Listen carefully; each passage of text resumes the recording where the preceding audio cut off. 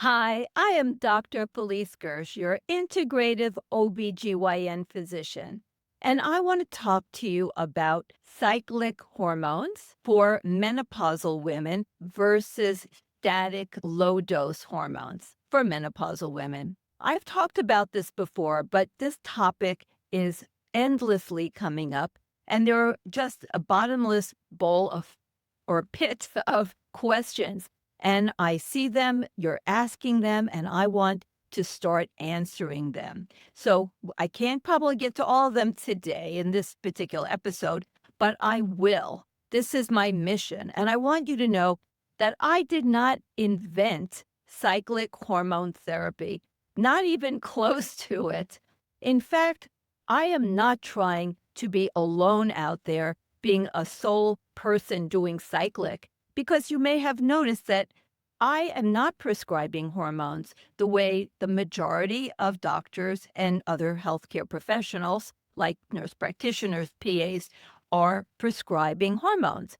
And I ask myself the question a lot, why is that? And I'll answer it as best I can shortly. But in terms of getting back to, did I invent it and why am I doing it?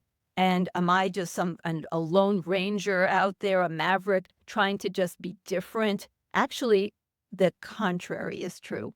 I want lots of doctors to do cyclic, physiologic dosing of hormones. And I am trying to recruit doctors by lecturing. I lecture worldwide. I have lectures coming up next month in London. I have them all over the world coming up in 2026 and nationally. And I'm trying really hard to educate. I've written articles that are published in major peer-reviewed journals on the topic of hormones and cyclic treatment with hormone therapy in the menopause. So I am really, really not wanting to be out there alone. I want this to become the usual standard of care, which it should be. If we look back in history, let's talk about how hormones were given. And this is history to you, but this is my memory to me because I was there and I remember very well when medroxyprogesterone, I was just at the very beginning of my medical learning curve when they put in progestins, MPA, medroxyprogesterone acetate, to add on to the use of what was then the standard conjugated equine estrogens called Premarin. And they did that because they found a small but significant increase with the use of Premarin alone continuously of endometrial adenocarcinoma. So they added on a progestin because at that time, human identical progesterone was not available. This is a few decades ago. This is actually in the 1970s when this started. And how did they give the medroxyprogesterone acetate? Cyclically, they expected every woman in menopause. They were in menopause because perimenopausal hormone treatment was not a thing at that time. They gave it to women who were full-blown menopause. They had no periods. They had no hormones coming from their ovaries of the estrogen and progesterone variety.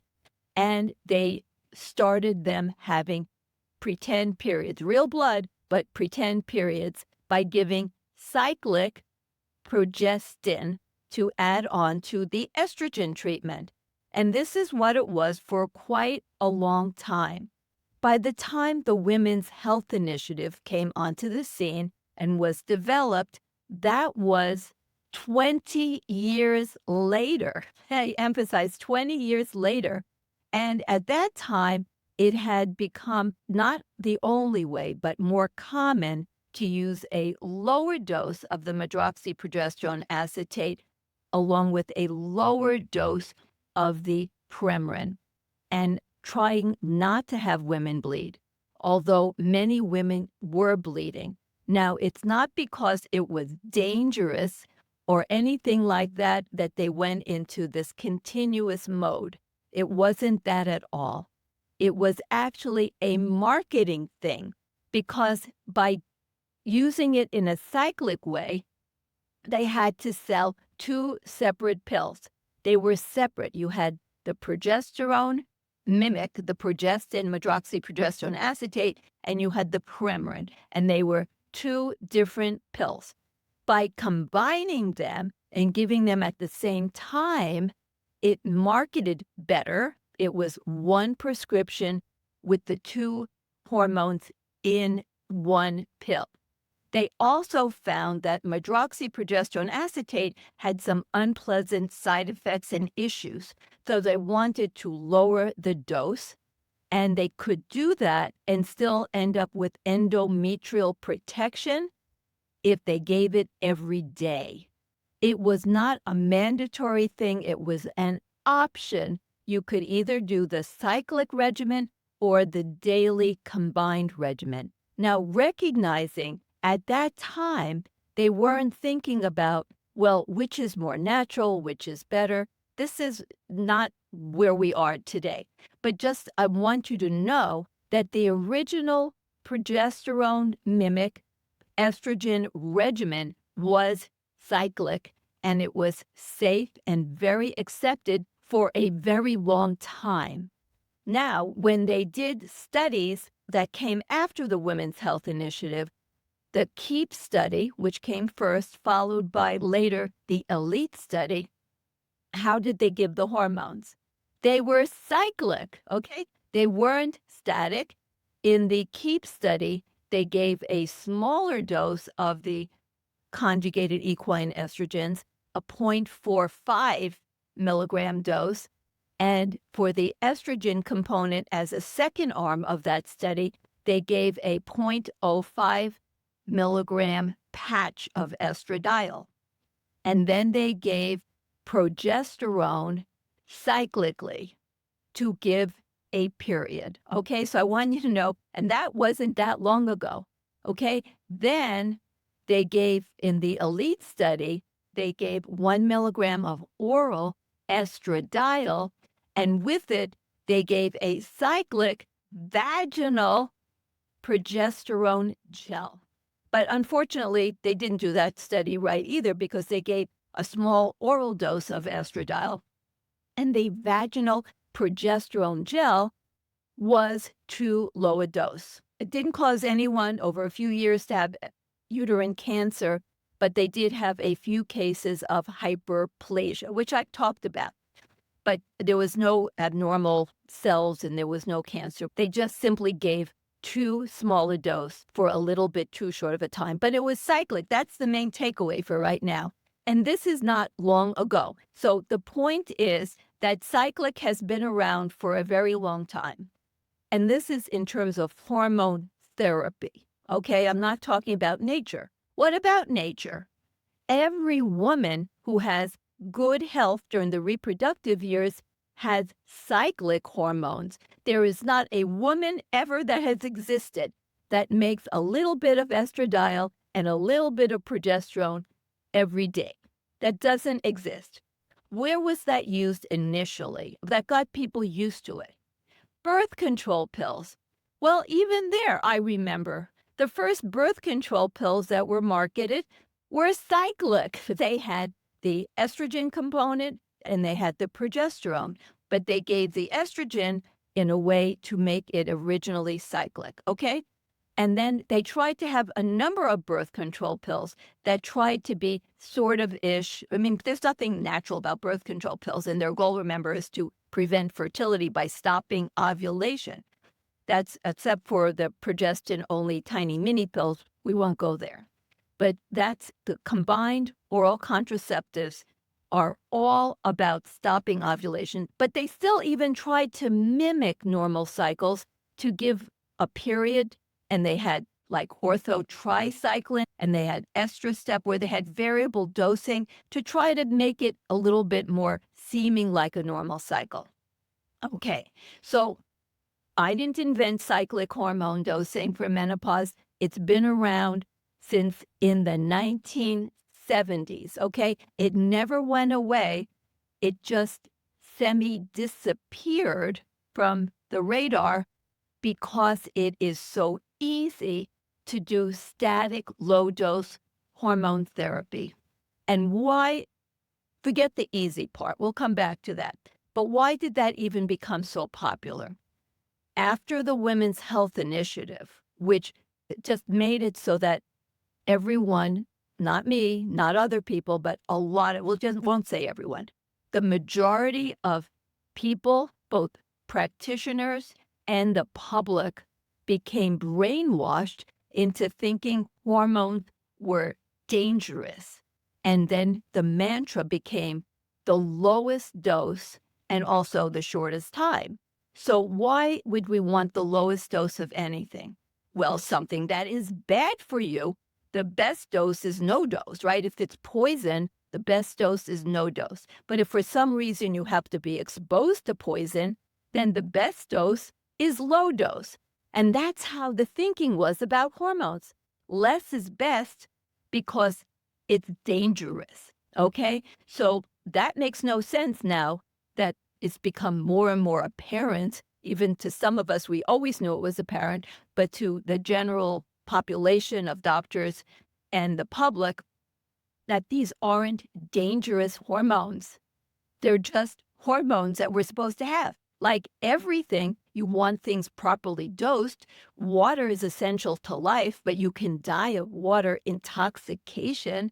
Everything is dose related. There's that little cliche, the poison's in the dose.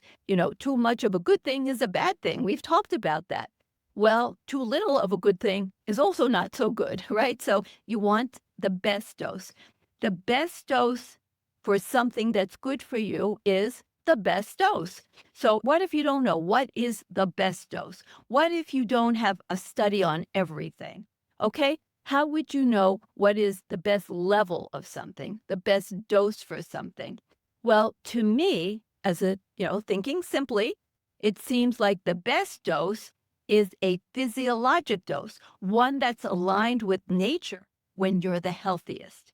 There is no woman that ever is the healthiest when she's in the young reproductive years, when she has a teensy bit of estradiol and a little bit of progesterone every day. We would worry about that woman a lot. We would not want that to be us, okay? We would want a period if we were a young reproductive age woman because we know that having optimal hormones aligns with optimal health. Now, where does this come in? In spades. In women who have premature ovarian insufficiency. So what is that? That's where a woman, and there's a variety of reasons, we can do another program just on that. But just for now, premature ovarian insufficiency means for whatever the reason, and there are a number, the ovaries stop making appropriate hormones and they are not making estradiol or progesterone.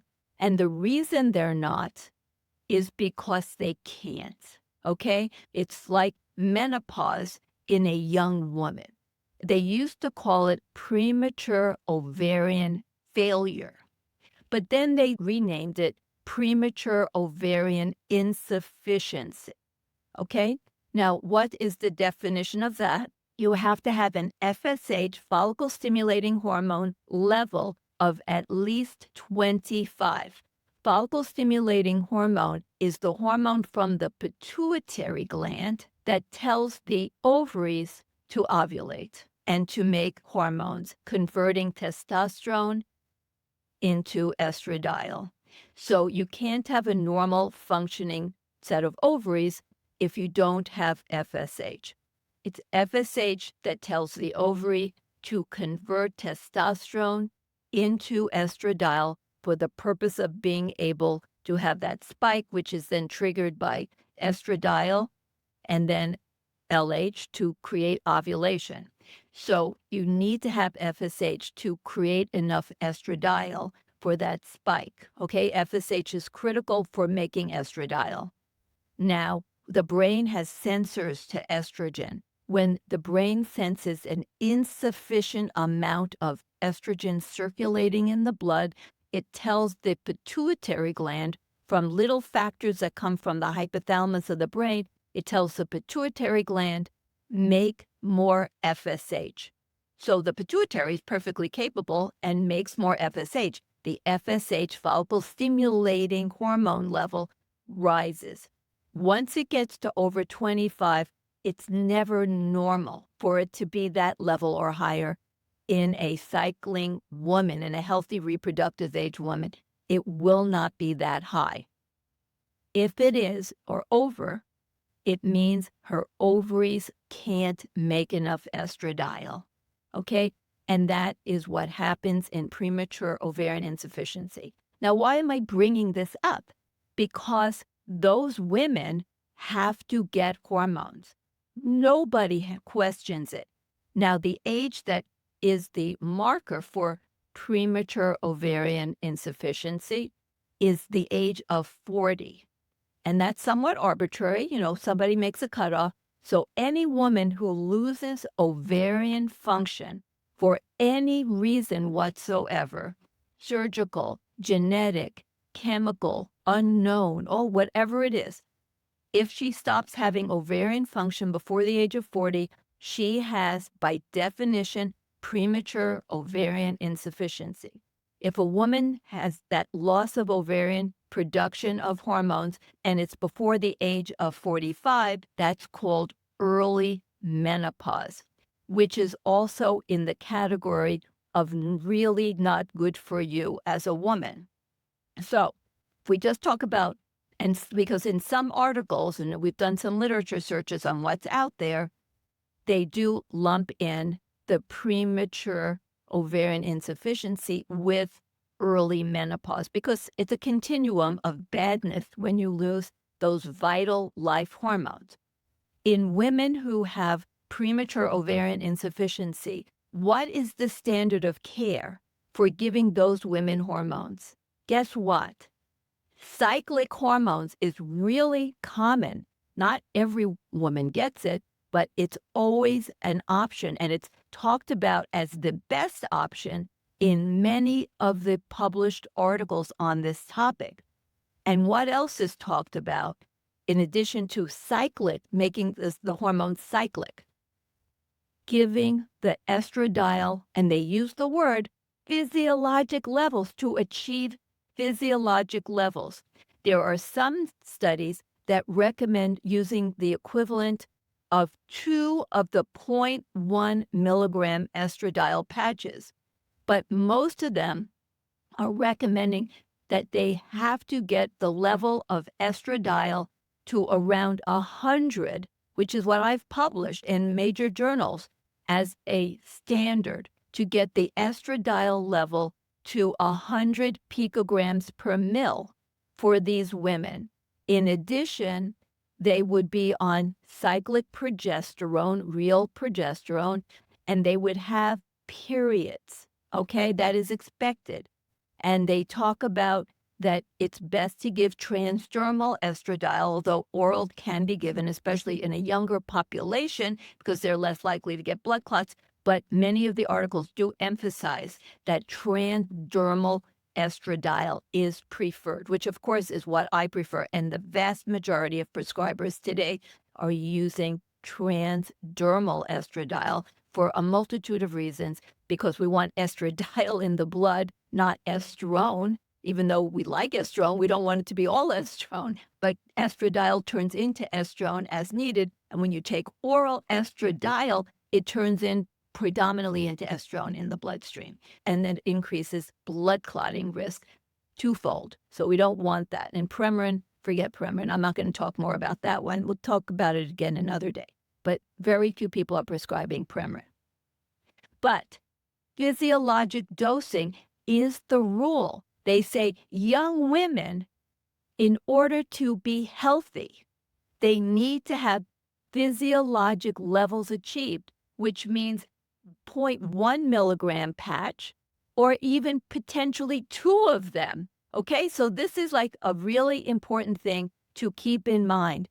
And they talk in the articles about why would that be? Because loss of those vital life hormones will ensue with the following: significantly increased risk of dying young from cardiovascular disease, increased risk of significant mental health problems, osteoporosis and early onset of fractures, dementia, cognitive decline, genitourinary syndrome, where you get vaginal dryness and bladder problems at an early age. Oh, and also muscle loss, sarcopenia, that is also discussed. So basically, they are recognizing the pleomorphic effects of these hormones. By pleomorphic, we mean multiple effects throughout all different organ systems. And all these different organ systems will suffer if physiologic levels of these hormones are not achieved. Why would we then stop it at any arbitrary age like age 50, which is common? They'll say, you need these hormones at these levels, and it's very good to give cyclic, okay? It's very good to mimic a normal cycle because it is healthy for these younger women. But then they do go on to say, but you can get rid of it at age 50. Although not always. There are some articles that say, well, if they want to, you can continue it.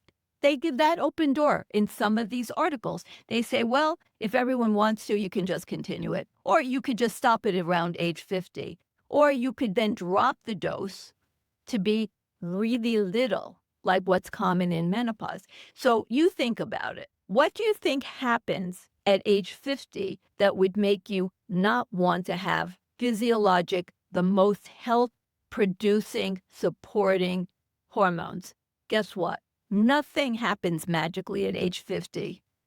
If you have all those wonderful hormones and you're giving them to younger women who so sadly lost them at these young ages because of all these different potential factors, those cells in their body, they don't know how old they are. Cells are born and die at different times. There's very few cells in any woman's body that were there the day they were born. That's why we have stem cells. And you need estradiol, by the way, to maintain a healthy stem cell pool and all kinds of other stuff that relates to cellular renewal and so on, and longevity. So why would we not want to have these hormones ongoing at physiologic levels in a cyclic, most aligned with the best state of health that you can have? There is no reason. And that's why I advocate that you want to maintain physiologic levels indefinitely, because the cells of your body will do what they're genetically programmed to do if you give them what they need. Of course, they need more than hormones, but without hormones, the cells don't really have a chance of optimization of their mitochondrial function, which is critical for creating energy and cell cycle control so that yucky old cells will kill themselves. You need it for every organ system. When you read the articles on premature ovarian insufficiency, they detail all the reasons why younger women need to have physiologic levels of hormones for every organ system. Then they say and emphasize, you don't want to give little doses. You don't want to give little static doses. That is a bad idea. You want to replicate the hormones of a younger, healthy woman, because these women are just cheated out of their hormones at ages that are too young. But that can include women who are 38, okay? Because remember, or even many, like I said, the articles go up to 45. But there's no reason to stop these hormones being given in the healthiest ways to maintain optimization of all these organ systems just because you reach an arbitrary age of 50. I've talked about, why do you need to go through menopause? Why would nature do that to us? The reason is we can't be fertile our whole lives, because if we were, we would die, because pregnancy is a very high-risk scenario. Women die in pregnancy. Babies die because of gestational diabetes, hypertension, preeclampsia. There's so many. You can have uterine placental abruption. There's so many ways that are really risky that can cause death during pregnancy in older women. That's why they call women 35 and older elderly when they're in pregnancy, okay?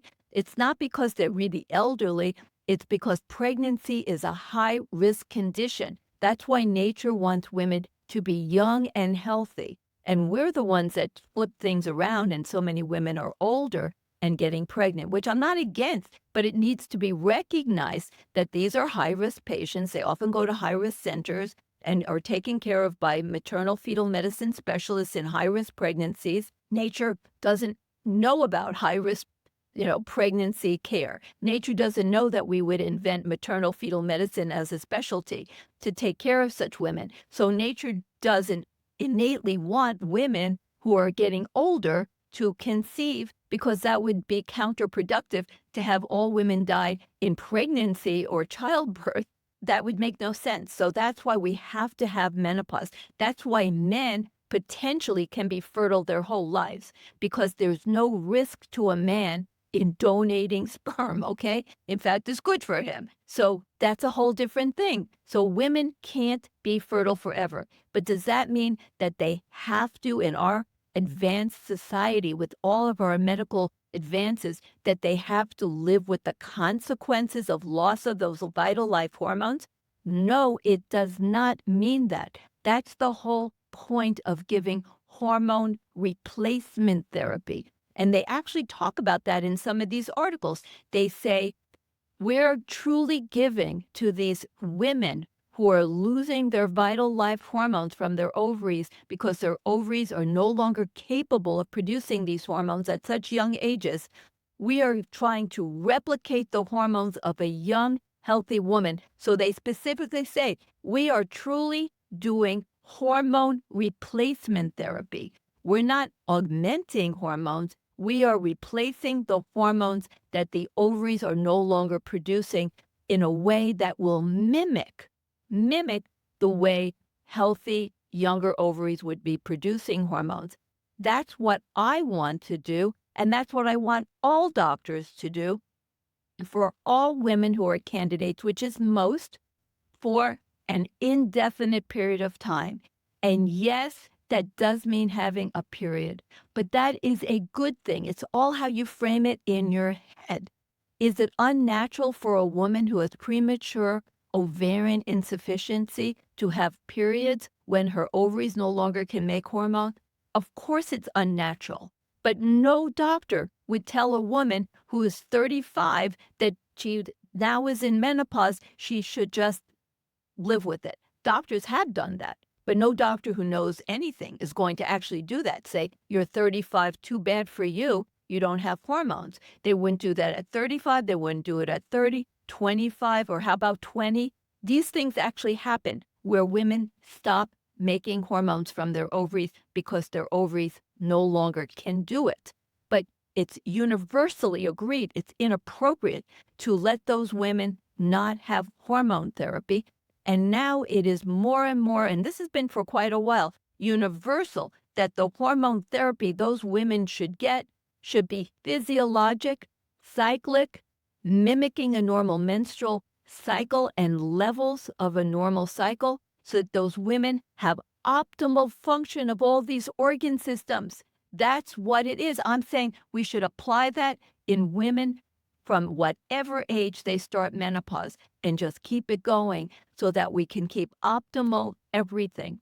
They have data showing that when you give hormones, this is in these articles on premature ovarian insufficiency, when you give hormones to be physiologically dosed and cyclic, you can actually help build bone in women who have already lost a lot of bone because of this early loss of hormones. You can build bone, not just slow loss, but actually build bone that takes the right level and the right rhythm.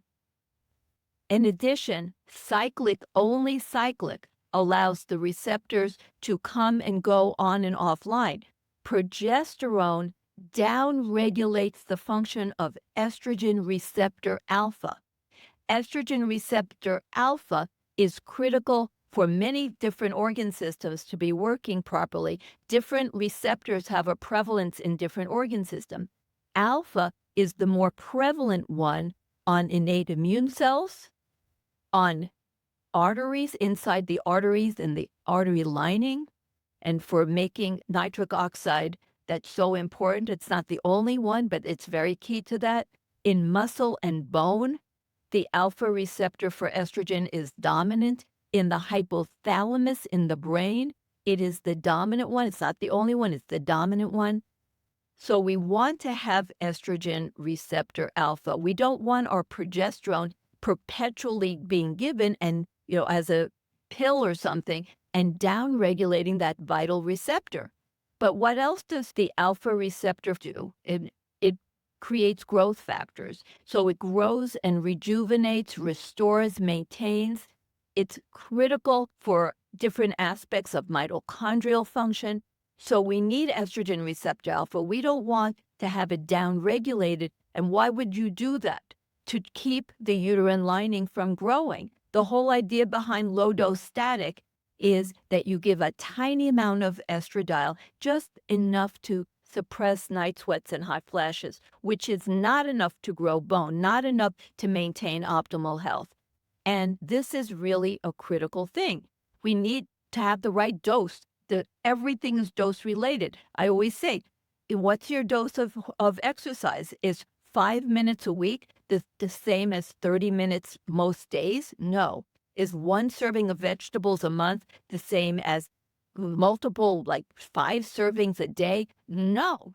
Dose matters. It matters in our hormones. It matters in everything.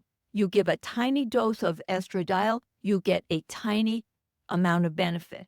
Now, in these articles on premature ovarian insufficiency, they are honest, and I am honest too, that we don't have the long-term data that we need. I know we don't, but they say, and I say, and they say this, we know what these hormones do. We know they're critical for all these functions in the body, maintaining cardiovascular health, brain health, bone health, muscle health, genitourinary health, skin health. We know that. So if you lose them, and then you see the consequences, which all these different systems deteriorate, then the logical assumption is you should replace those lost hormones and replace them in the rhythms and levels that are associated with optimal health in younger women. And that is exactly what's in these articles for premature ovarian insufficiency. Why would we stop that?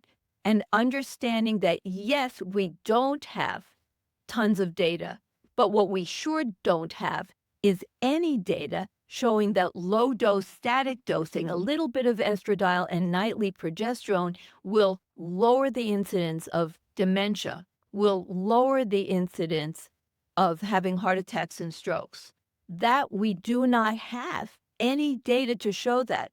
But we have data showing that in women who lose their hormones at a young age, that they have accelerations of all those problems, that they have bad outcomes, and that they should, therefore, it is assumed, go on doses that will replace the missing hormones at levels consistent with a healthy younger woman.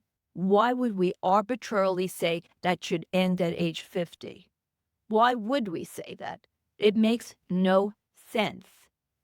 It makes sense to say, yes, even though we don't have long-term research, we do have lots of understanding of what happens when you lose those hormones, and we do have data in the younger women showing that they do better when they get physiologic doses of these hormones. We should not assume that it only applies to younger women. It will apply to women as they age if they maintain these vital life hormones at physiologic levels with physiologic cyclic regimens, that the cells of their bodies, which are of all different ages, but genetically programmed to do what they're programmed to do at every age, that they will do a better job. We know what these hormones do. We know what happens when we lose them. And we do have data in younger women showing that they benefit from physiologic cyclic regimens. In fact, the standard of care is that you give physiologic doses of these hormones to younger women. Why isn't that the standard of care for women as they continue to age through menopause and thereafter. We know that hormones are safe.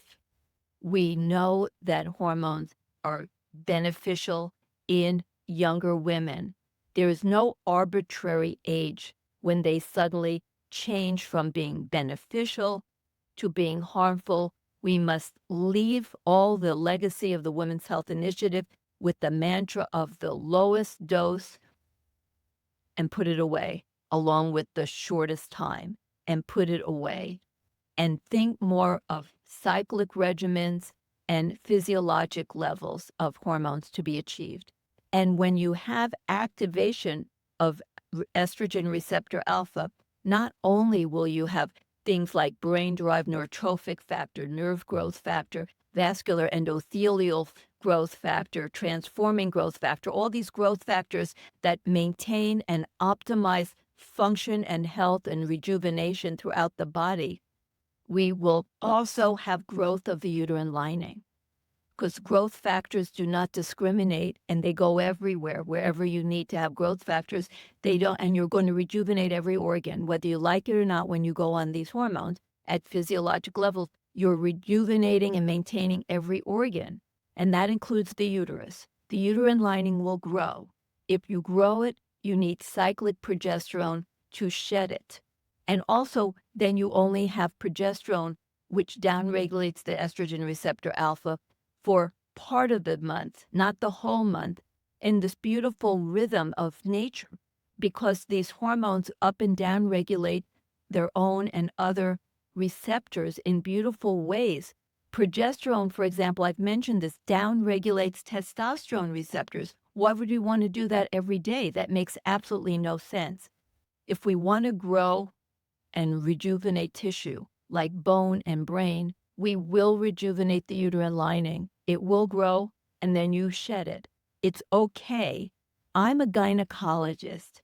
I really believe the best people to prescribe hormones are gynecologists or doctors who work with gynecologists or have good relations with gynecologists, and PAs and nurse practitioners who work with gynecologists, because we see and have worked with women across the different generations of women. I've worked with women who had premature, and I still do, women with premature ovarian insufficiency. I take care of women with infertility. As well, I do uterine biopsies. I understand how ultrasounds are interpreted. I know what fibroids are. I know what adenomyosis is, endometriosis. I deal with them. I treat them. I've done thousands of surgeries, thousands of deliveries. When you deal with women and their bodies and their hormones through their lifespans, you have comfort and understanding of how these hormones work and how the female body and physiology works. And you don't fear bleeding. You only have concerns for improper, we'll say, unplanned bleeding or inappropriate bleeding, which is rarely cancer, but that possibility always exists. And we know how, as gynecologists, how to do endometrial biopsies in like 2 minutes, okay, to confirm that there is no cancer. It's a simple office procedure. But you need an office. You need a competent doctor who knows how to do these things. That's why I'm an old-fashioned doctor. I believe that doctors have offices for a reason. We should be able to examine a patient. If a woman has some irregular bleeding or spotting, how do I know she doesn't have a polyp coming out her cervix? From her cervix or an aborting fibroid? I've seen them all. We can't take care of women properly if we can't do physical exams, if we can't do uterine biopsies when they're indicated, if we can't understand and interpret pelvic ultrasounds properly. That's why I really strongly believe that we cannot simplify or dummy down female physiology. Yes, we're complicated. We are complicated, and we can't make ourselves simple or simplistic by giving tiny doses of hormones every day and think that that's a reasonable thing to do. That doesn't exist in nature. It doesn't help for women in premature ovarian insufficiency, and it makes no sense for women who are older in menopause going through this transition. It doesn't make sense to give a hormone regimen that doesn't exist in nature, has no data to show long-term benefit for the brain or the heart, and simply is simple. Yes, it's simple.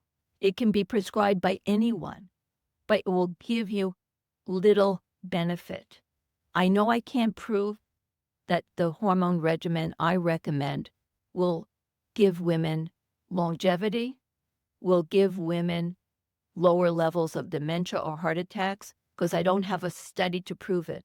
But what I can say is I've lived prescribing this regimen for a very long time. I've had many imaging specialists who take, images. They're sonographers, radiologists who read images of hearts, of arteries, and they say, how is it that your patients are doing so well? They have less vascular disease. They're doing so well. Their bones are strong and healthy. Well, maybe I do have a specialized population of patients to some degree. They're highly motivated. They come to see me. But I still really firmly believe that a large part of it, the reason I have such healthy patients, is that they're on hormone regimens that are consistent with women's health. That is as simple as it gets. You need to eat the right food, not fake food, not faux food. You need to have proper sleep. You need to avoid chemical toxicants. You need to try to control stress. And you need to have optimal hormones. And optimal means physiologic cyclic regimens aligned with the way human females were evolved and the way we treat women who have premature ovarian insufficiency. And we should continue that for the life of the woman to optimize health of every organ system. And we'll be talking more about this.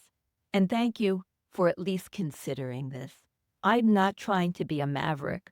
I'm trying to be sensible and doing what is being done and has been done. I didn't invent cyclic. I didn't invent physiologic. I'm simply trying to help people to understand why it is a little harder, why you would have cycles and periods, but why it makes so much more sense than this completely concocted regimen, which came out of the Women's Health Initiative, and the fear of hormones that it engendered, and the building up of these large-scale online prescribing industry, companies where they can do something that is simple, not aligned with human female physiology, but simply simple. Because anyone can prescribe a tiny amount of hormones, because you're going to have a tiny amount of side effects. You're also going to have a tiny amount of benefit.